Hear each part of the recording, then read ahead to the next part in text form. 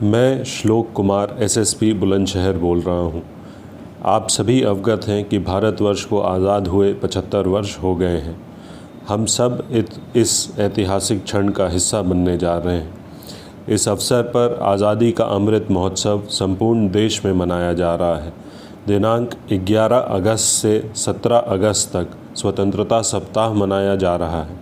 इस कार्यक्रम के अंतर्गत घर घर तिरंगा का अभियान छिड़ा हुआ है।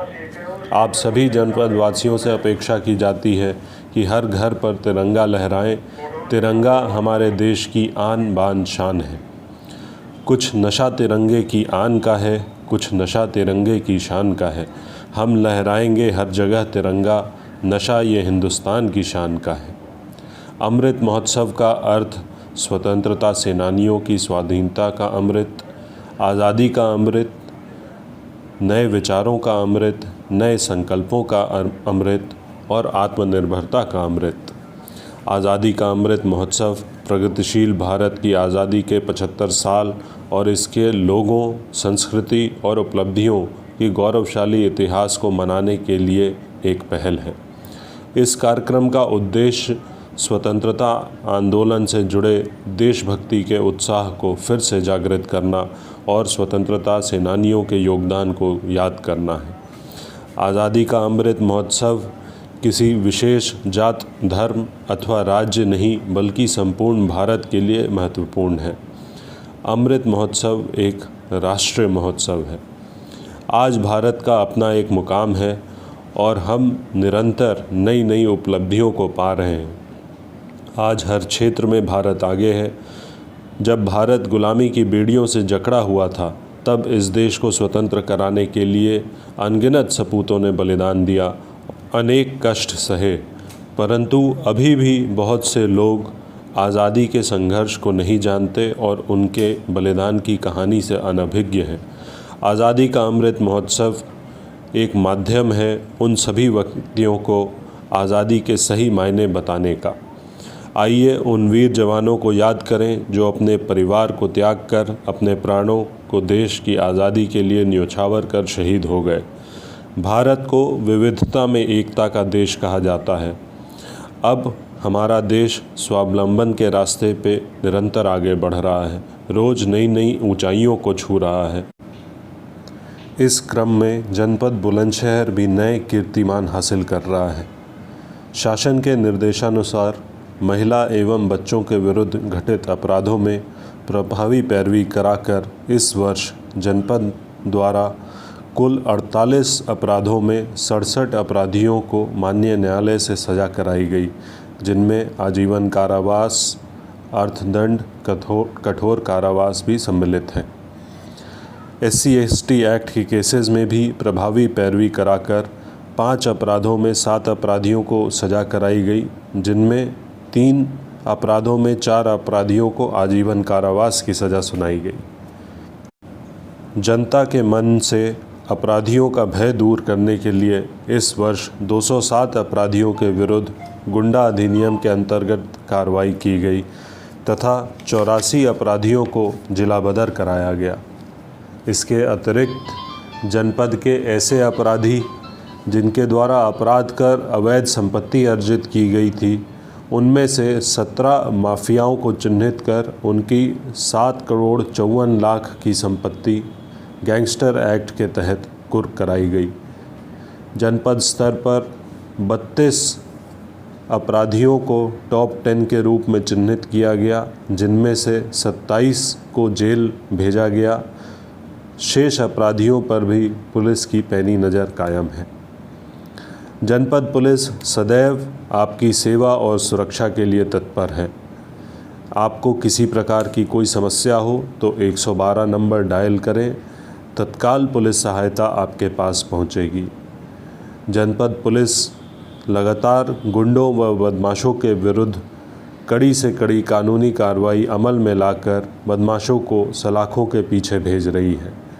पुलिस का उद्देश्य है कि आपको भयमुक्त माहौल मिले, महिलाएं सुरक्षित रहें। इसके लिए जनपद में एंटी रोमियो टीम का गठन किया गया है। उक्त टीम में नियुक्त महिला पुलिसकर्मी स्कूल, कॉलेज, कोचिंग सेंटर इत्यादि के आसपास रहकर महिलाओं को सुरक्षा प्रदान करती हैं। वह नियमित रूप से इनसे इंटरैक्ट कर फीडबैक लेती हैं और उस फीडबैक पर काम करती हैं। साथ ही साथ हर स्कूल, कॉलेज में एक पिंक लेटर बॉक्स की स्थापना की जा रही है, जिसमें कोई भी किसी भी तरीके की शिकायत दर्ज कर सकता है। इन पिंक लेटर बॉक्स को सप्ताह में एक बार एंटी रोमियो टीम द्वारा खोलकर देखा जाएगा और जो भी समस्या इंगित की गई है उसका यथासंभव समाधान कराया जाएगा। इसके अतिरिक्त पूर्व के जितने भी अपराधी जो कि महिला संबंधित अपराध में सम्मिलित रहे हों, उनसे शपथ पत्र भरवाए जा रहे हैं और उनकी निगरानी भी की जा रही है। उनके अभिभावकों से भी शपथ पत्र भरवाए जा रहे हैं कि वह ये सुनिश्चित करेंगे कि उनका कोई भी रिश्तेदार, पड़ोसी, जानकार किसी भी तरीके के महिला अपराध में संलिप्त नहीं रहेगा, वह महिलाओं का सम्मान करेगा।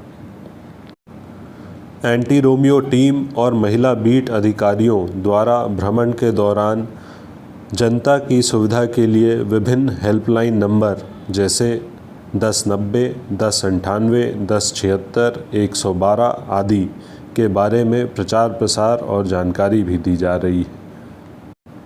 आप सभी को याद होगा कि कोरोना काल में पुलिस कोरोना वॉरियर के रूप में अपने जीवन की परवाह किए बिना सड़कों पर नज़र आ रही थी, चाहे वो ज़रूरतमंदों को एक स्थान से दूसरे स्थान पहुंचाना हो, किसी को आवश्यक दवा दिलानी हो, किसी मरीज़ की मदद करनी हो, लोगों को खाना पहुंचाना हो या उन्हें अपने गंतव्य तक पहुंचाना हो।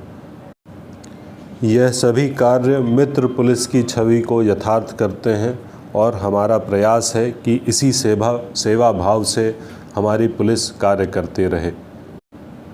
आइए आज़ादी के इस 75वें साल पर हम सभी प्रण करें कि अपने देश के हित में कार्य करेंगे। सभी धर्म, जाति के लोग मिलकर एकजुट रहेंगे, कानून व्यवस्था बनाए रखने में सहयोग करेंगे।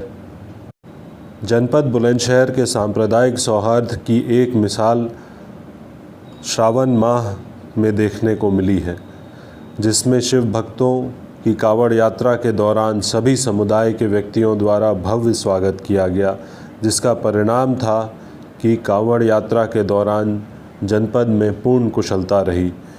इसी तरह मुहर्रम के पर्व पर निकाले जाने वाले ताज़िया और जुलूसों के दौरान भी सभी समुदाय ने सांप्रदायिक सौहार्द बनाकर रखा।